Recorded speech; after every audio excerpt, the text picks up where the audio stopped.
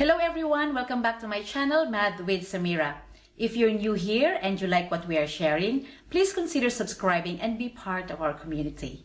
So as promised, I will be sharing with you the second podcast I have attended with Jonah Tamondong of the She Dare to Lead podcast. And in this interview, we talk about my humble beginnings, how I have raised my profile, and climbed the career ladder as an HR professional.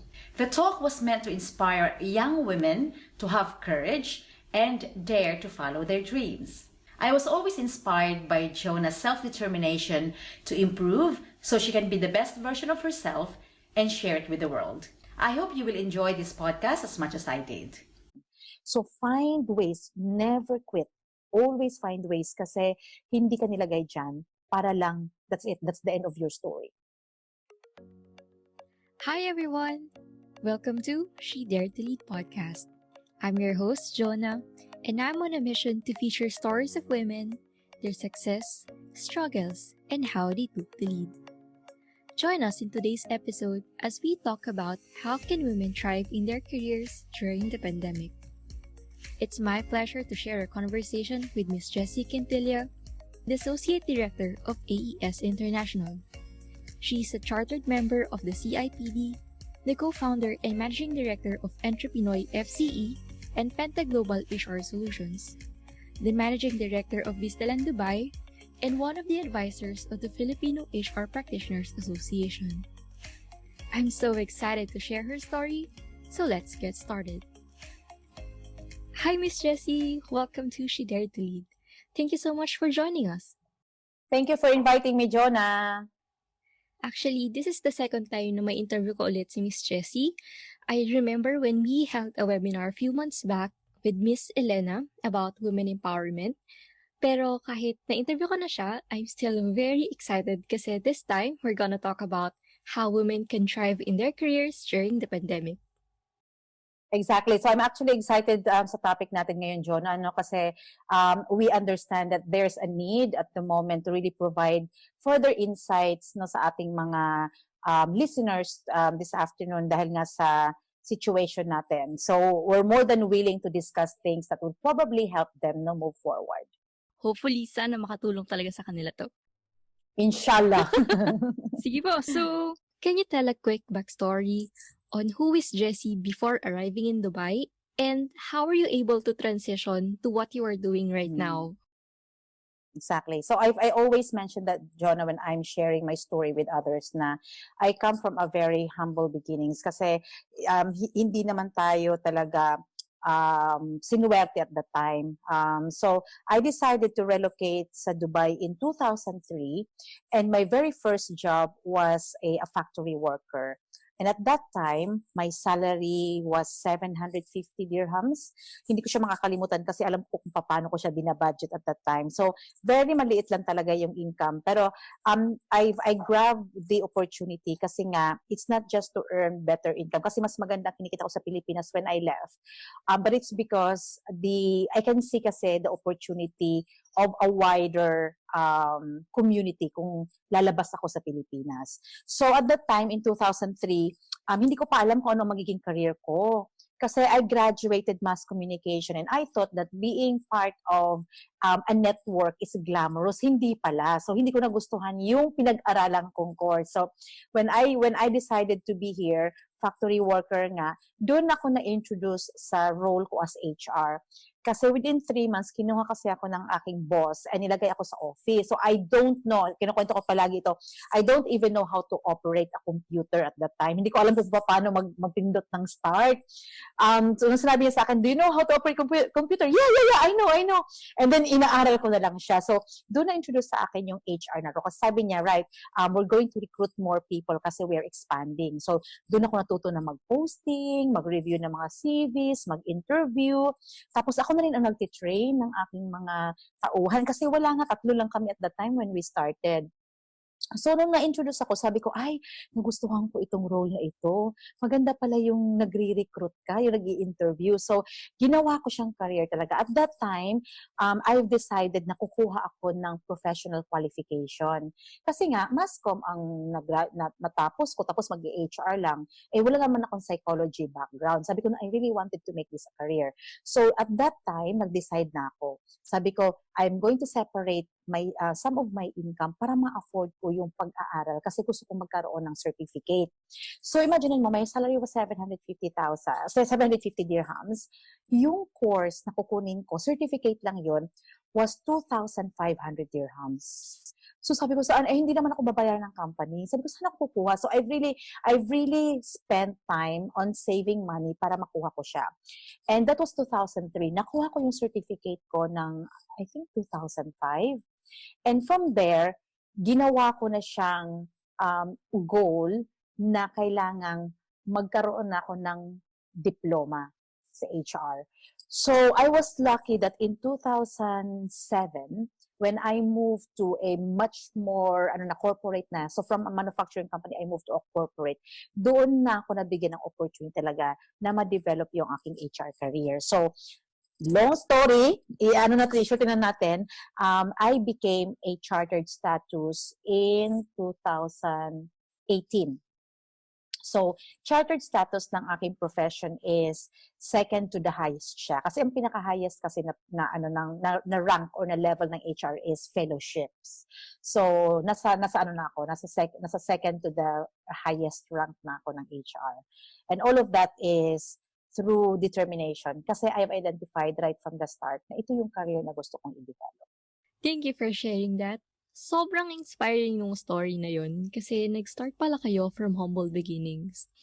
And from where you are right now, makikita yung consistency and yung determination. Exactly. That's the right word, John. Yung identifying first what you need, what you really want, and then you consistently work hard for it. Miss Jessie, was there a time that you felt lost in your career? Never.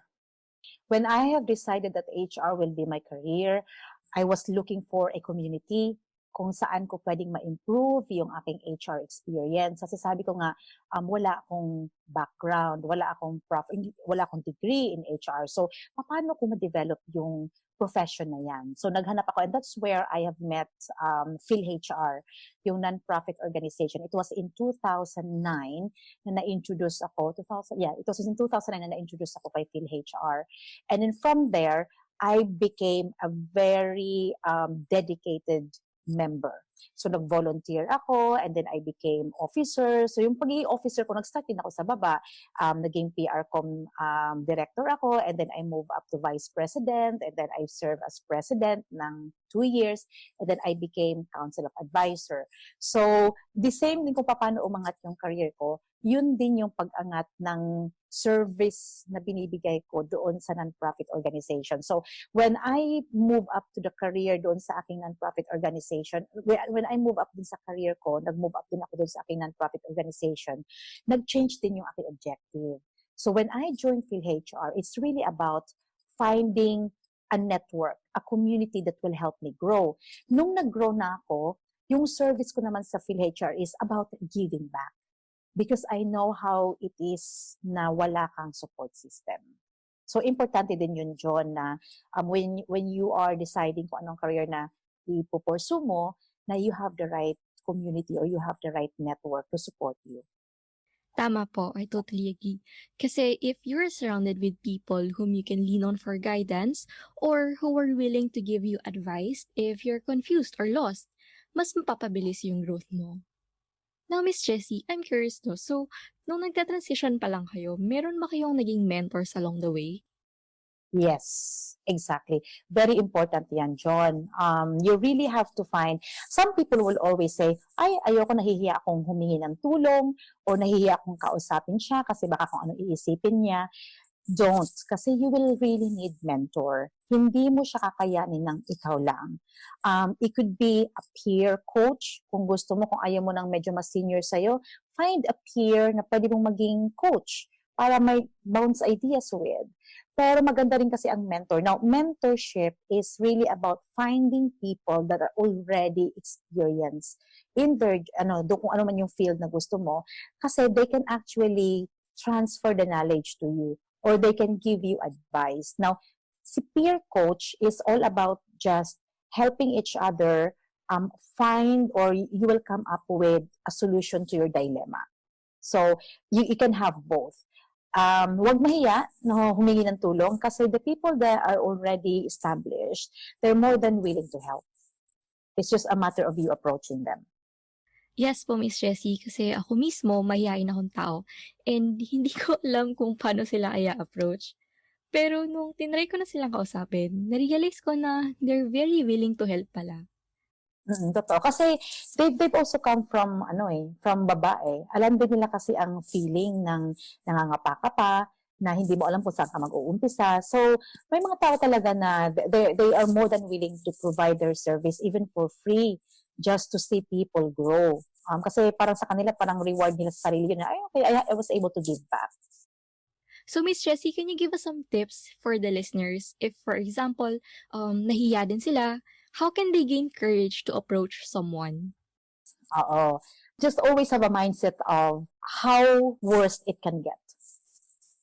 Kung tatanungin ko siya, ano bang mangyayari? Yes or no lang naman eh. Mm-hmm. Kung no, then it's fine.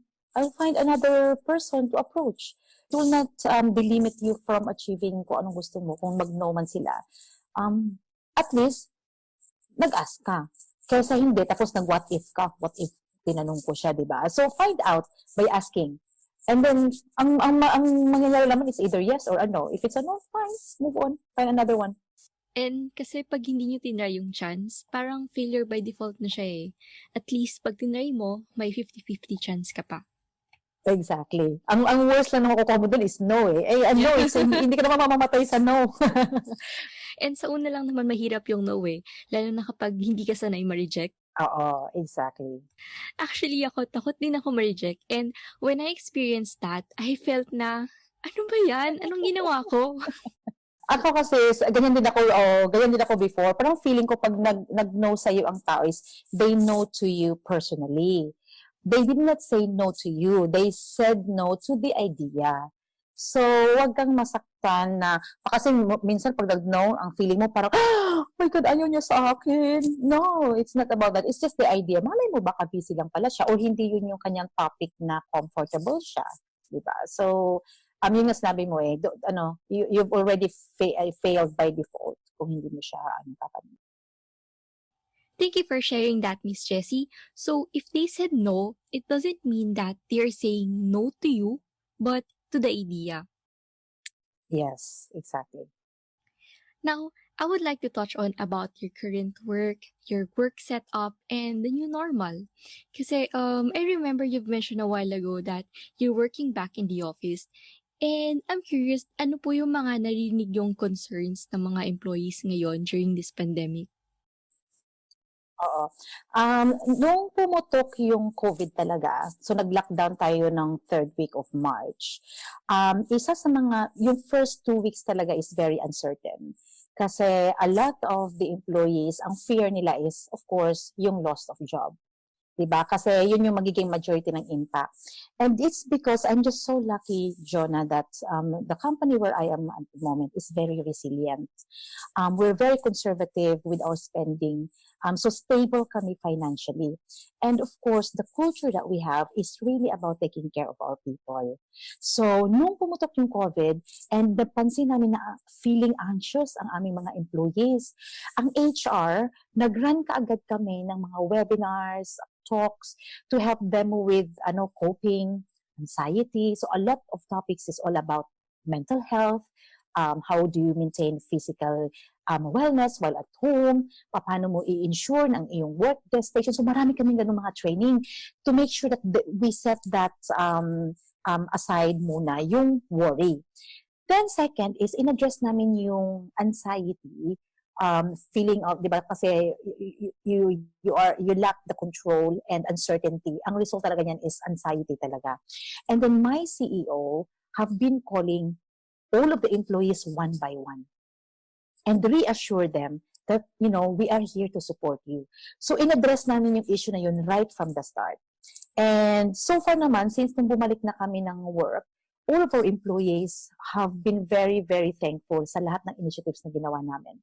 Kasi they were able to focus on just getting the job done instead of worrying about losing their jobs. Now, obviously, I am in a much better position, And let's take into context the other people. So may mga iba kasi talaga na they're experiencing loss of job. So marami kasi sa atin yung nawala ng trabaho, either 50% reduction of salary, yung iba naman is yung mga family members nila nawalan din ng work. So yung impact doon sa family is very very heavy. May mga bills tayong binabayaran. So ang advice ko lang doon sa mga dumadaan ng ganyang pagsubok is just hold on to it. You live day by day. You tackle the issues one day at a time. Kasi ang kailangan lang natin ngayon is i-survive lang yung situation. Pag nawalan ka ng work, there will always be another opportunity for you. So just make sure na focus ka doon sa pag-take care sa iyong mental health, na hindi mo siya masyadong pinoproblema. Only focus on what you can control. Okay? Kung ano lang yung kaya mong gawin, doon lang. Pag beyond your control, wag mo na siyang masyadong isipin kasi mag-worry ka lang, mapapagod ka lang, wala ka namang ma-influence kasi hindi mo siya kontrolado eh. What are the things that you can control? Your emotions, your health, how you would respond to situations. Doon ka lang mag-focus. Decisions ng company, decisions ng government, hindi mo siya makontrol. So, wag mo siyang isipin. Yun lang yung advice ko. It will go like this for a very longer period of time pa. So just hang on there kasi it will eventually ease out. That is very powerful, Miss Jessie. Kasi sometimes it may be difficult, but we have to focus our thoughts, time, and energy on the things that we only have control. Exactly. Meron din po bang time na naka-experience kayo ng situation or challenges pero pinili niyong mag-focus sa mga bagay na may control kayo?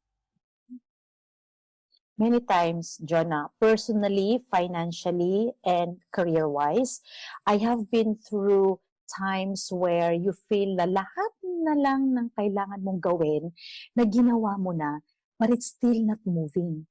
Hindi pa rin siya nag-workout.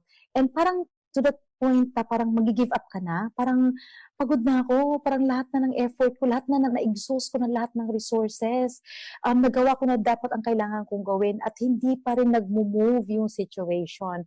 And you're feeling na nasa deep, pit? Alam mo yung ganun, bottom pit ka na. I came through those experiences before.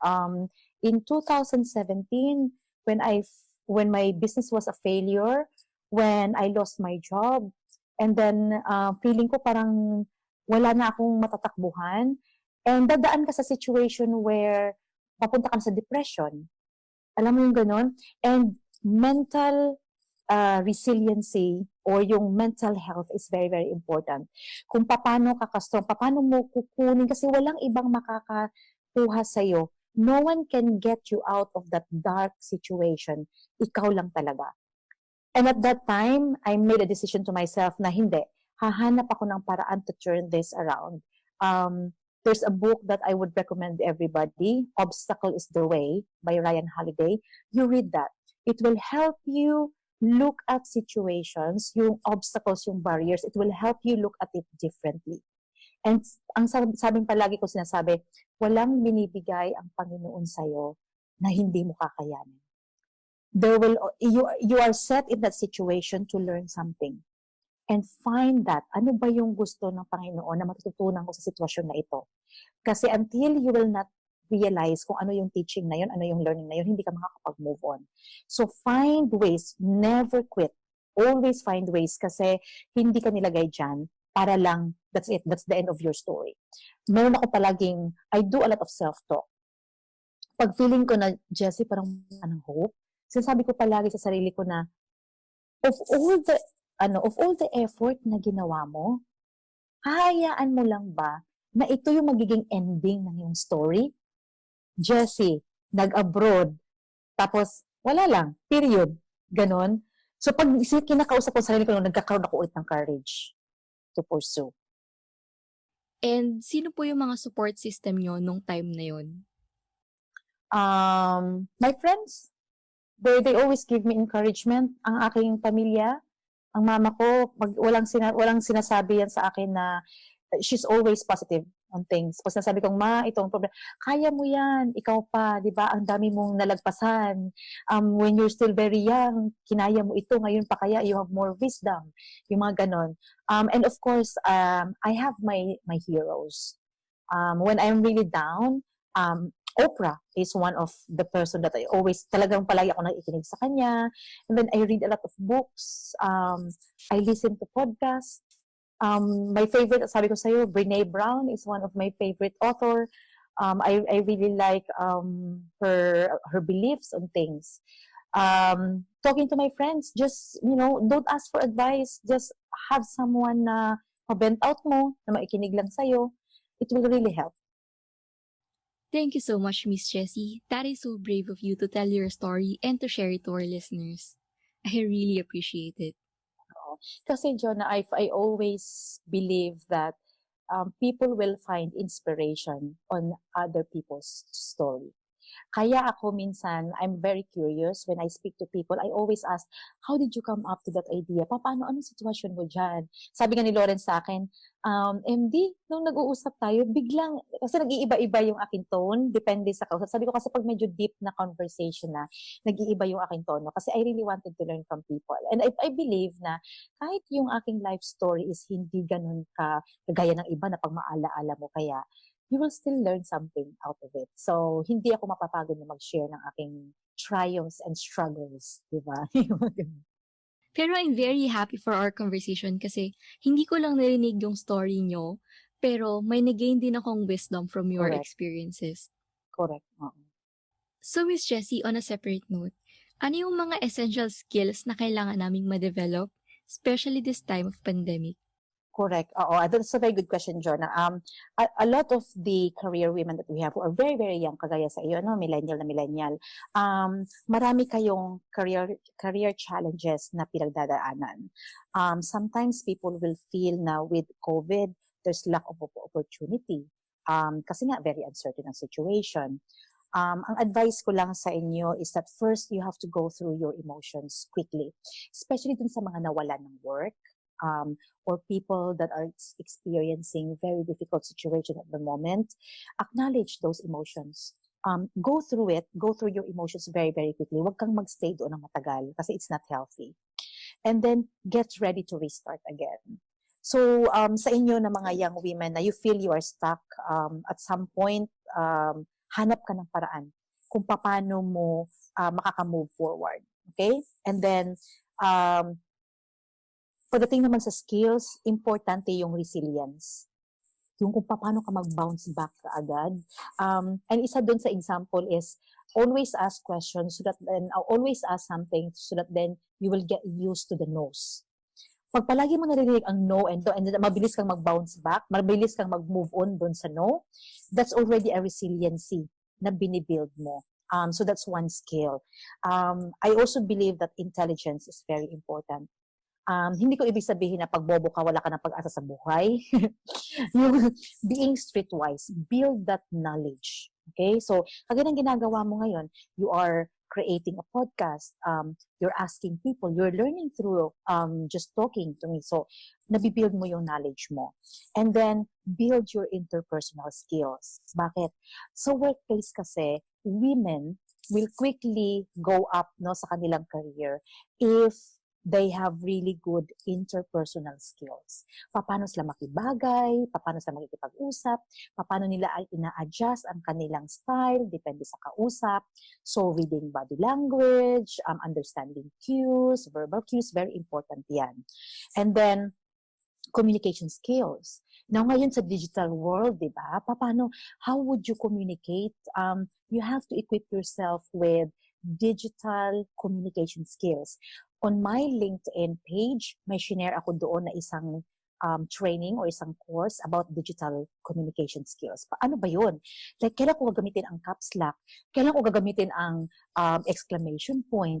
Kailan ko gagamitin ang maraming question mark? Yung may mga ganun. Kailan ako dapat magre-respond? So those is what we call digital communication skills. And then, increase your tawag nito, yung mental quotient mo. Yung, not mental, emotional quotient mo. I-increase mo yan. Kasi those are skills that are required sa workplace. And lastly, yung adaptability quotient. So, di ba meron tayong tatlo? IQ, meron tayong EQ, and then meron tayong AQ. So, adaptability quotient, i-increase mo rin yan. How you quickly change to things, how you quickly adapt to changes. Wow. Ang dami nun, ma'am. Ang dami, no? I would like to go back. Kahit isa lang doon muna. One skill at a time yung kailangan namin develop. Yes. I would like to go back to sa sinabi nyo kanina, ma'am, na parang we'll go through yung emotions muna namin, tapos tsaka tayo magre-restart. My question po is, paano namin malalaman kung mag-move pa rin kami or Okay, oo. Yung when to pursue, when to persevere, and when to stop. give up? Yes po. Diba? When to give up. I really like that question kasi we are trained na ang sinasabi palagi is never give up. Diba ganun palagi? Never give up, never give up. And then, at some point in your life, you have to learn when to give up. So, ang ano ko dyan is, first, ang sasabihin ko is try persistence. When you are going through a certain process or a certain phase of your life, may goal ka eh. May gusto kang i-achieve na vision. And then, you are gearing towards that, right? So, just try. Just being persistent, consistency muna. And then, you set yourself a limit. Maglagay ka ng limit na, okay, gagawin ko itong lahat ng ito. Pag hindi pa rin siya nag-materialize, then I have to stop. I'll give you an example. One of my business, my very, very first business is yung aking HR consultancy. And all throughout, talagang I never gave up. Sabi ko, no, continue doing it. But then at some point, bleeding na siya. Hindi na siya healthy. Hindi na siya productive. We've made a decision, you know what? We have to give it up. As painful as it is, we have to give it up and then find another way. Now also, some situations, kailangan mo siya i-assess. Should I give up or should I just give myself a break? So, wala siyang straightforward na answer as to when. Depende kasi siya sa situation. So, make an assessment muna. Is it a time for me to give up ba? Dahil nagbigay na ako ng timeline, nagbigay na ako ng deadline, at hindi ko pa rin na-achieve yung gusto kong i-achieve, or magbe-break na lang muna ako dito, iset aside ko muna siya, and then I'll come back later on when the right time is there. And then, you push for it again. Yes po. Or siguro pwede din tayo mag-seek ng help sa mga mentors natin kung ano yung mga advice nila. Exactly. Oo, kasi baka may mga iba na pinagdaanan na pala yung situation na yun and they can give you better advice. Tama po. Now, Miss Jessie, so what is your approach in showing your value at work? Oo. I think first is kailangan ka muna mag-inventory. What are the values you value? So, sa akin kasi is I have 5. Gumawa kasi ako ng accountability document at the first part of the year. And first, I have laid down my purpose. So, what is my purpose of existence? Bakit ako nandito? And then, I've created my vision. What is my vision for myself? What do I want to achieve ba? And with that, I then identified what are my 5 core values. And for me, my 5 core values, if I could remember it right, is integrity. Ang integrity sa akin is treat others how they wanted to be treated and believe in karma. My second value was humility. Remain teachable. Even if you're already very experienced, remain teachable because you will always learn something new from other people. My third value, I think, was service to others. So be of service to others without asking anything in return, without expectation. And then my fourth was about perseverance. Quitters are losers. Yun yung sinabi ko. And then my last value is compassion.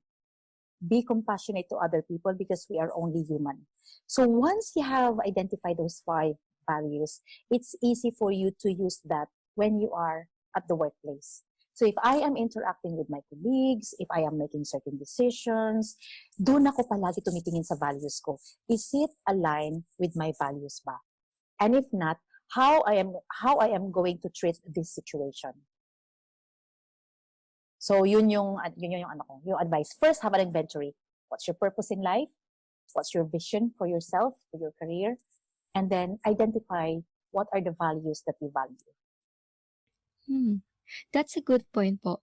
So, ano yung usually na naha-highlight na value sa work?